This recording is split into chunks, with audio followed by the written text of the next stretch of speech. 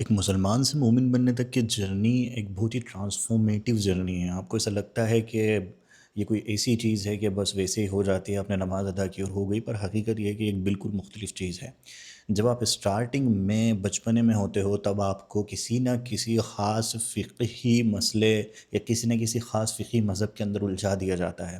جب آپ اس میں ہوتے ہو، آپ دھیرے دھیرے کر کے اسے پڑھتے ہو، سمجھتے ہو، بڑے ہوتے ہو، 15 سے 20 سال آپ کی ایج ہو جاتی ہے، آپ اور آگے جاتے ہو، تب آپ کو سمجھ میں آتا ہے کہ آپ کی زندگی میں اب مسائل اصل میں شروع ہوئے ہیں ہونا۔ ان مسائل کے حل کے لیے جب آپ اللہ تبارک و تعالیٰ کی بارگاہ میں جاتے ہو، آپ یہ دیکھتے ہو کہ کئی دفعہ آپ دعا کرتے ہو، آپ مختلف وظائف ادا کرتے ہو، پر پھر بھی آپ کے مسائل حل نہیں ہوتے۔ یہ آپ کی فرسٹ اسٹیج ہوتی ہے جہاں آپ کا پہلی بار دل ٹوٹتا ہے مذہب کی طرف سے۔ آپ کو سمجھ میں آتا ہے کہ یار کچھ نہ کچھ گڑبڑ کہیں نہ کہیں ضرور موجود ہے۔ اب آپ اللہ تبارک و تعالیٰ سے دعا کرتے ہو، پر گناہ کی جو عادت ہے وہ آپ کی جوانی کی ایج کی وجہ سے بڑھتی چلی جاتی ہے۔ آپ کانسٹنٹلی گناہ کرتے جاتے ہو، کرتے جاتے ہو، کرتے جاتے ہو، ہر قسم کا ایسا گناہ آپ کر دیتے ہو جس کا تصور بھی نہیں کیا جا سکتا۔ اور اب جب ایسا وقت آپ کی زندگی میں آ جاتا ہے تو اندر سے آپ کو گلٹ ہونے لگتا ہے، آپ پھر مذہب کے بھی خلاف ہو جاتے ہو، لوگوں کے بھی خلاف ہو جاتے ہو، آپ اندر سے ایسا فیل کرنے لگتے ہو کہ اب تو بہت مشکل ہے کہ کسی طرح سے نکل سکوں۔ پر وہ لوگ جو یہاں پر بھی استقامت سے رہ لیتے ہیں اور اچھی طرح سے مذہب کو سمجھنے کی کوشش کرتے ہیں اور توبہ کرتے جاتے ہیں، کرتے جاتے ہیں، اور بار بار رب تبارک و تعالیٰ کی بارگاہ کو کھٹکھٹاتے ہیں، ان کو دھیرے دھیرے دھیرے دھیرے کر کے یہ سمجھ میں آنے لگ جاتا ہے، ان کو ایک قسم کی عقل مل جاتی ہے یہاں پہ، جو ان کو یہ تمیز سکھا سکے کہ کون سا فرقہ حق پہ ہے اور کون سا فرقہ ناحق پہ ہے۔ ان کو حق و باطل کی اصل تمیز یہیں سے پتہ چلتی ہے۔ اب وہ پتہ کیسے چلتی ہے؟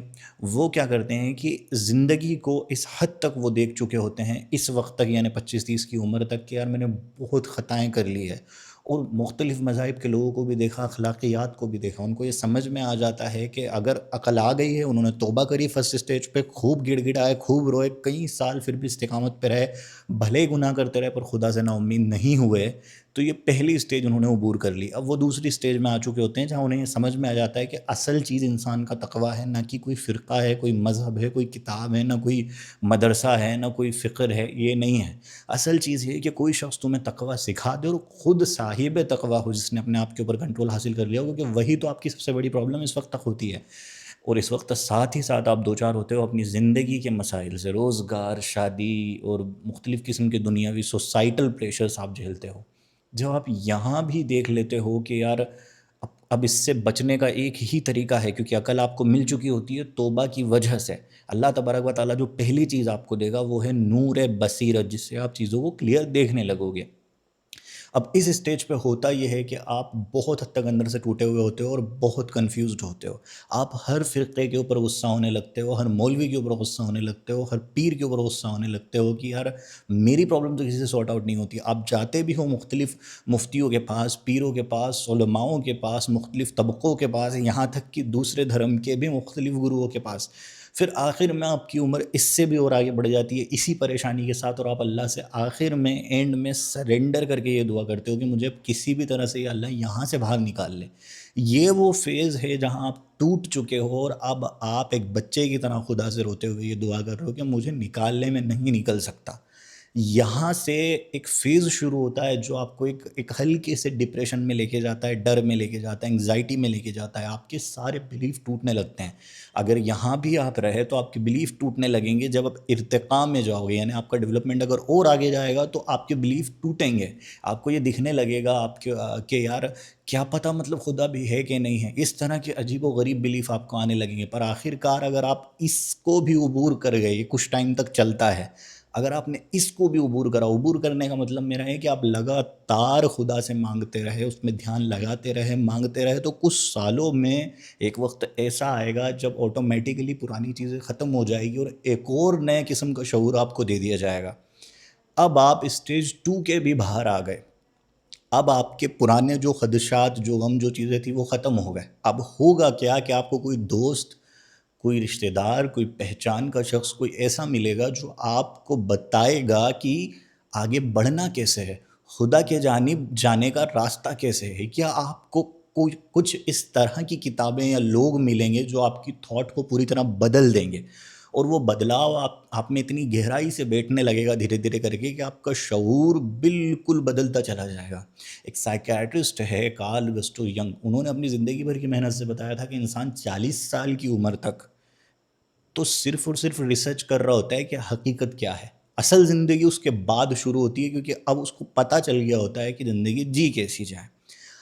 تو یہی آپ کے ساتھ ہوتا ہے، آپ اس مرحلے میں آ چکے ہوتے ہو کہ اب آپ کے سامنے جب حدیث پیش کی جاتی ہے تو آپ اپنے تجربے سے اور دنیا کے حساب سے اور اس نالج سے اور اس حالات سے جو آپ نے فیس کیے ہیں ان سب کو مد نظر رکھتے ہو اس حدیث کو جانچتے ہو، پرکھتے ہو۔ جب کوئی آیات آتی ہے تو آپ ان آیات کو بھی اسی طریقے سے سوچتے ہو اور سمجھتے ہو، اور اس کے ساتھ ساتھ اگر علماء سو یعنی دنیاوی لوگ آپ کو وہ سمجھاتے ہیں تو آپ فوراً پکڑ لیتے ہو کہ یار یہ معنی تو نہیں ہو سکتا۔ اب آپ کے دل کو سمجھ میں آنے لگ جاتا ہے کہ مجھے آگے کیسے بڑھنا ہے۔ یہ وہ اسٹیج ہے جہاں پہ آپ کے اندر نور ایمان اپنی تقویت کو حاصل کرنے لگتا ہے۔ یہ وہ اسٹیج ہے جہاں آپ کی عقل اس درجے پہ پہنچ چکی ہوتی ہے کہ اب وہ دنیا سے بے رغبتی آٹومیٹکلی اختیار ہونے لگتی ہے۔ آپ کی عقل کو اللہ اس درجے لے کے چلا جاتا ہے، یہاں تک اس پہ بھروسہ کر کے جو آپ آئے اور مانگتے رہے، وہ یہاں آپ کی عقل کو لے آئے گا کہ آپ کو خود بخود سمجھ میں آنے لگے گا کہ یار رشتے ناطے، دنیا، لوگ، سوسائٹی، ایگو اور یہ ساری چیزیں فضول ہیں، انہوں نے مجھے آج تک کچھ بھی نہیں دیا۔ میں نے مختلف گناہ کر کے دیکھے ہیں جن میں خوب پلیجر ملا، پر وہ پلیجر کے بعد جتنا مجھے رنج و غم ہوا اس سے کچھ حاصل نہیں ہوا۔ آپ یہ دیکھیں گے کہ میں نے ہر وہ چیز ٹرائی کر لی جو مجھے دنیا میں کوئی پوسٹ دے سکتی تھی، دنیاوی لوگوں سے ملا سکتی تھی، جو مجھے سب کچھ کر سکتی تھی، پر اب آپ کی عقل کہے گی کہ یار نہیں ہو رہا اس سے کچھ۔ یہ آپ میں ایک بے چینی، ایک اضطراب رہے گا، اور وہ اضطراب کو سکون ڈھونڈنے کے لیے آپ اللہ میں اور پوری شدت سے جڑنے لگیں گے۔ اب واقعات ہونے لگیں گے آپ کے ساتھ، آپ کی زندگی میں اس طرح کی چیزیں ہونے لگے گی، اور وہاں سے چیزیں آنے لگے گی جو آپ نے کبھی سوچا بھی نہیں تھا۔ اب آپ دھیرے دھیرے کر کے واقعات دیکھنے لگیں گے کہ آپ کی مدد ہوتی ہے، آپ کے ذہن میں خیال آتا ہے، اس کو کہتے ہیں نفس ملقمہ، یعنی جہاں آپ کو اللہ کے طرف سے مدد آ رہی ہے، آپ کے نفس کو مدد آ رہی ہے، کیونکہ اب دنیا سے بے رغبتی واقعی آپ کی جڑوں میں آ گئی ہے، آپ نے دنیا کی حقیقت کو دیکھ لیا ہے۔ یہ وہ مرحلہ ہے جہاں سے اصل ایمان کامل کی شروعات ہوتی ہے، اور یہاں پہ ہم کو کسی بھی حال میں پہنچنا ہے۔ تو وہ لوگ جو مجھے سنتے ہیں، دیکھتے ہیں، یا مختلف علماؤں کو دیکھتے ہیں، وہ خود کو پہلے جانچ لیں کہ وہ کس مرحلے میں ابھی چل رہے ہیں، اور ان میں سے سب سے اینڈ کا درجہ جب آپ کو ملتا ہے اور آپ کی عمر گزر چکی ہوتی ہے، پڑھتے لکھتے سمجھتے ہیں، وہاں سے آپ کی اصل عبادت کی شروعات بھی ہوتی ہے، کیونکہ اب آپ کو وہ توجہ ملتی ہے جس توجہ سے آپ اللہ تبارک و تعالیٰ تک بڑے آسانی کے ساتھ ترقی کر کے اپنے نفس کا تزکیہ کر کے بہت حد تک قرب حاصل کر پاتے ہو، اور آپ کی حقیقی ترقی ہوتی ہے۔